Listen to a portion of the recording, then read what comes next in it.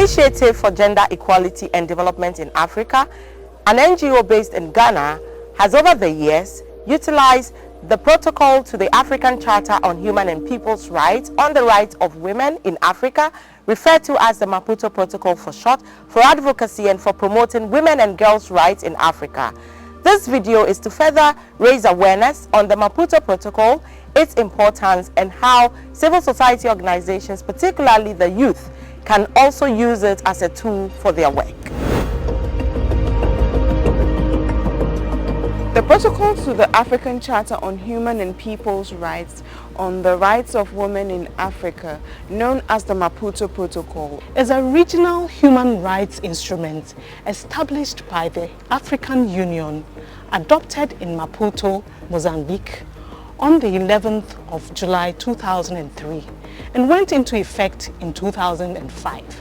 Since its adoption, 42 member states of the African Union have ratified the Maputo Protocol, leaving us with 13 more states to go.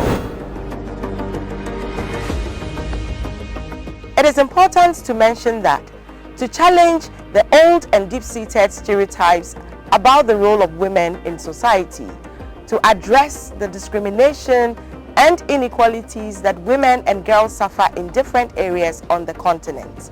It's meant to place girls and women as full, effective, and equal partners with boys and men in the development of their communities. It guarantees extensive rights for African women and girls and has provisions against harmful traditional practices, example, child marriage and female genital mutilation, and promotes other relevant rights.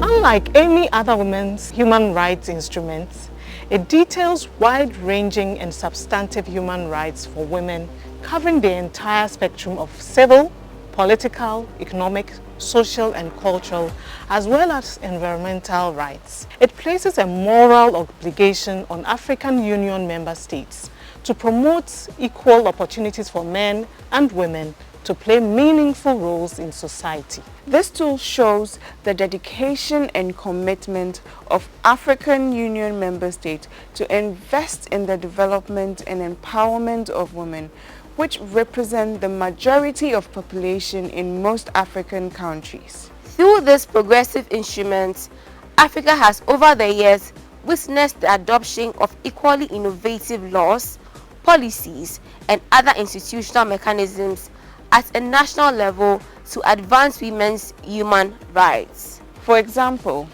Benin adopted a family code on gender equality that prohibits polygamy and affords children equal access to rights irrespective of their status. Sierra Leone's Registration of Customary Marriage and Divorce Act protects women entering into customary marriage from forced marriages, and South Africa promulgated the Promotion of Equality and Prevention of Unfair Discrimination Act, which is regarded as the most important law after its constitution.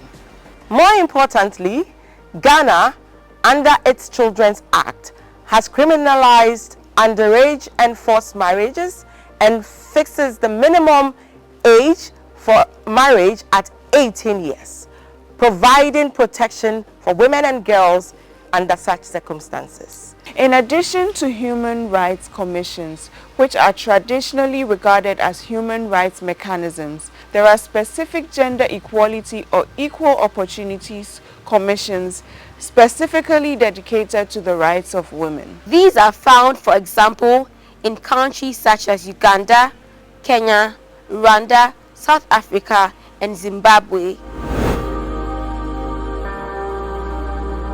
Very clearly, civil society organizations with particular emphasis on the youth must acquaint themselves with the content of the Maputo Protocol first of all, understand it, and stand ready to use it as a tool to bring about change.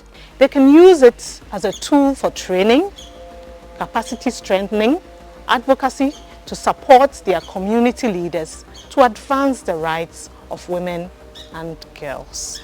They can also use this as a tool to establish networks and bring other interested parties on board to speak up on the rights guaranteed in the protocol to governments and member states.